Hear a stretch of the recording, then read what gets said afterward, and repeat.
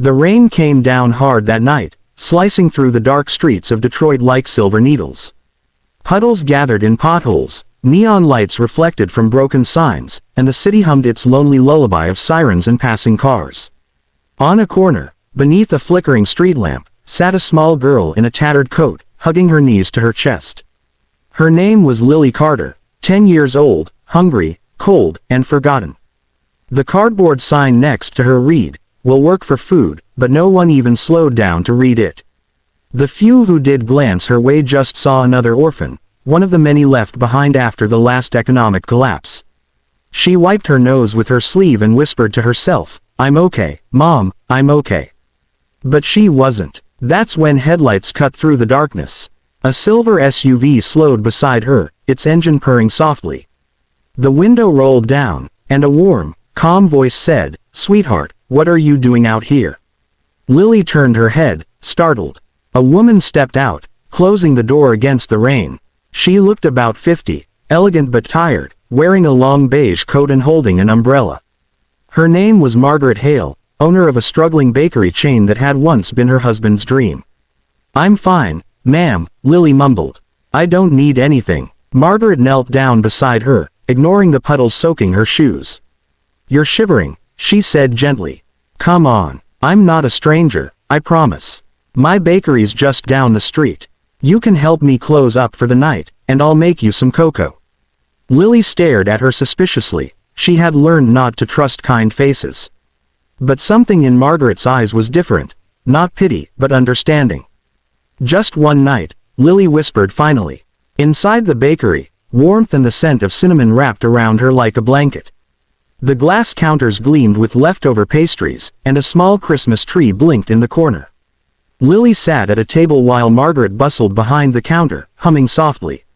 "Here," Margaret said, setting a steaming mug in front of her. "Hot chocolate with extra cream.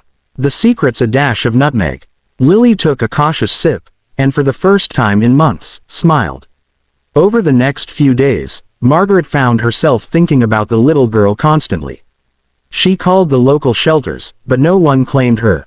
Finally, one cold morning, she made her decision. "Lily," she said, kneeling in front of her, "how would you feel about staying with me? Not just for tonight, but for good." Lily blinked, unsure she'd heard right. "You mean, live with you?" "Yes," Margaret said, "if you'll have me." Tears welled in Lily's eyes. No one had ever asked to keep her before. From that day on, Margaret became more than a rescuer, she became Mom. The years passed, and under Margaret's care, Lily flourished. She helped in the bakery after school, sweeping floors, packing cookies, and learning how to smile at customers. The business had been fading, but Lily brought new energy. "Mom," she said one day while folding napkins, "why don't we post pictures of the cakes online? People could order through a website." Margaret laughed. "You're full of ideas, aren't you?" Lily shrugged. "Dad, I mean, your husband, started this place. You shouldn't give up on it." Margaret's eyes softened. She hadn't heard anyone call her late husband Dad in years. The bakery soon had an online page, and orders doubled. Regulars adored the smart little girl with big dreams. Margaret watched proudly as her daughter grew from a shy child into a confident young woman with a knack for leadership. But not everyone shared that pride. Margaret's late husband had a brother, Richard Hale, a bitter man with expensive suits and an ego to match. He had always assumed he'd inherit the bakery chain. When Margaret adopted Lily, he saw red. "You've lost your mind," Richard snapped during a family dinner. "Adopting some street kid. Do you even know her background?" "She's my daughter," Margaret said firmly. "She's a liability," he spat. "Mark my words, Maggie, this girl will ruin you." Margaret stood, her voice steady but cold. "I'd rather lose every bakery than my humanity, Richard. Now get out." From that day, Richard became her silent enemy. By the time Lily turned 21, she had graduated with honors in business management. Margaret, now aging, trusted her completely. "Take the main branch," she said one morning, handing Lily a key. "It's yours to run." Lily hesitated. "Mom, are you sure?" "Of course. I've watched you lead since you were a child." And she did. Lily introduced community programs, donated to shelters, and hosted free baking workshops for orphans, never forgetting where she came from. The city began to talk about Hale Bakery again, calling it the heart of Detroit. But Richard watched from the shadows, furious. He began forging documents, rerouting funds, and falsifying reports, all under Lily's name. When the police arrived with an arrest warrant for fraud, Margaret nearly fainted. Lily sat in the interrogation room, silent, tears streaming down her face. "I didn't do this," she kept repeating. Margaret burst through the door, clutching a folder. "I can prove it." She slammed down the evidence. Richard's forged signatures, his hidden accounts, his email trail. Within hours, the truth came out. Richard was handcuffed and taken away, still shouting, "She'll destroy you all." When Lily returned home, Margaret hugged her so tightly it hurt. "You saved everything," Margaret whispered. "No," Lily said quietly, resting her head on her mother's shoulder. "You saved me first." That night, they stood outside the bakery, the neon sign flickering above them. Snow began to fall, soft and slow. Customers laughed inside, the smell of fresh bread filling the air. Margaret looked at Lily and smiled. "Do you know what you are, my girl?" "What?" "A miracle." Lily's eyes shimmered in the glow of the sign. "No, Mom, you are." And somewhere in the distance, the same streetlight where they first met glowed faintly through the snow, a reminder that even the darkest nights can lead to the warmest homes. What Margaret didn't know was that destiny had one more surprise waiting for Lily, one that would change her life forever. 2 years later, the name Lily Hale had become a quiet legend in Michigan's business circles. Under her leadership, Hale Bakery had expanded to 5 new cities. Every branch kept the same motto Margaret had written on the first signboard 30 years ago: baked with heart, served with love. But as success grew, so did attention and danger. Margaret's health had begun to fade. On the morning of the annual charity gala in Chicago, she held Lily's hands and said, "You go represent us, sweetheart. Let the world see the woman you've become." Lily smiled, though her heart ached. "You sure you'll be okay without me tonight?" "I'll be fine," Margaret said. "Just bring me back one of those little gold trophies." That night, the ballroom glittered like a fairy tale, chandeliers dripping crystals, champagne flowing, violins humming softly. The country's most powerful business leaders mingled, trading deals with every handshake. Lily felt slightly out of place in her modest navy blue gown, her only jewelry a pair of pearl earrings that had belonged to Margaret. She stood by the buffet table, balancing a plate of canapes, when a deep voice spoke behind her. "You're not eating," it said. "That's a crime at events like this." Lily turned, and froze.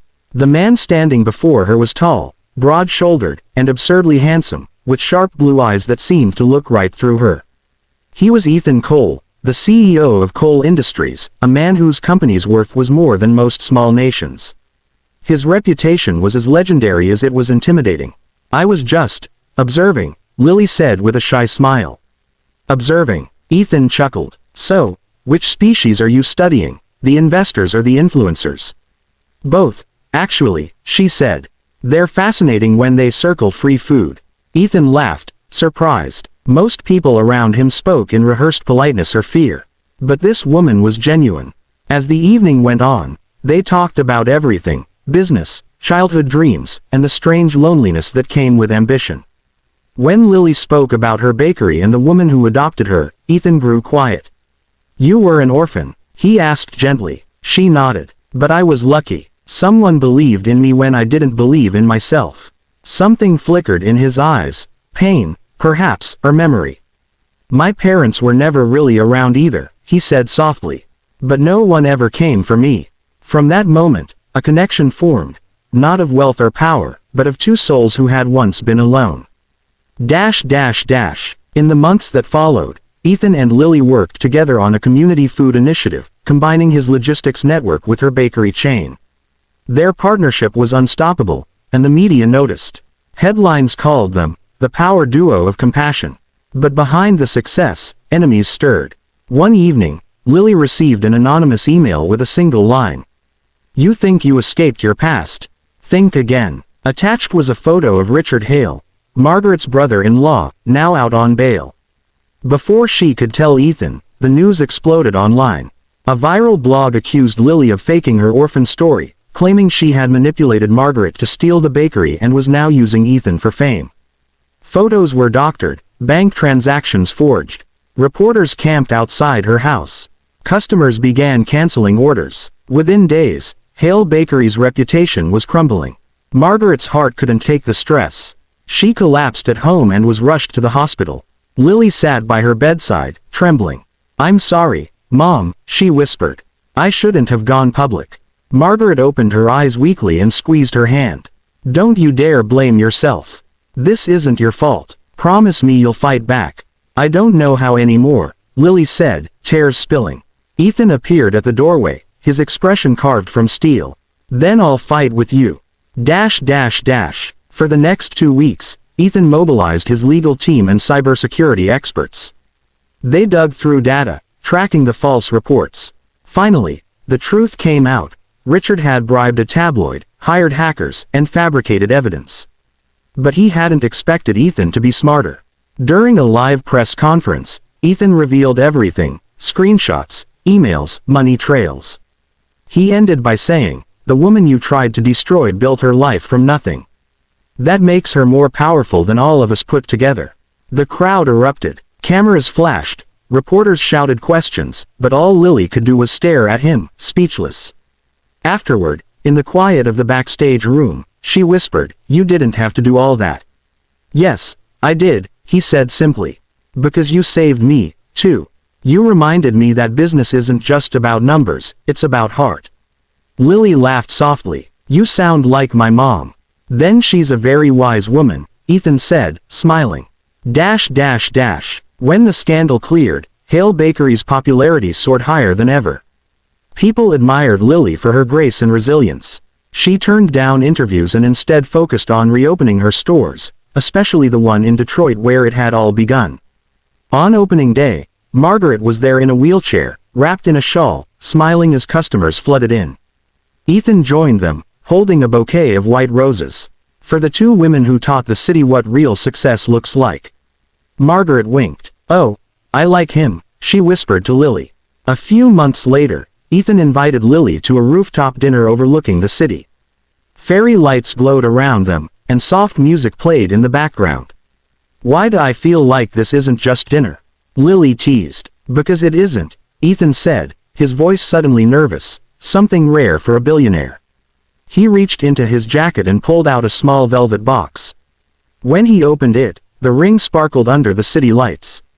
"Lily Hale," he said softly, "you turned my world upside down in the best possible way. Will you marry me?" Tears filled her eyes as she laughed through them. "Yes, 1,000 times yes." Margaret later said she hadn't cried that much since the day Lily called her mom. A year later, on a bright spring afternoon, Lily walked down the aisle in a simple white gown.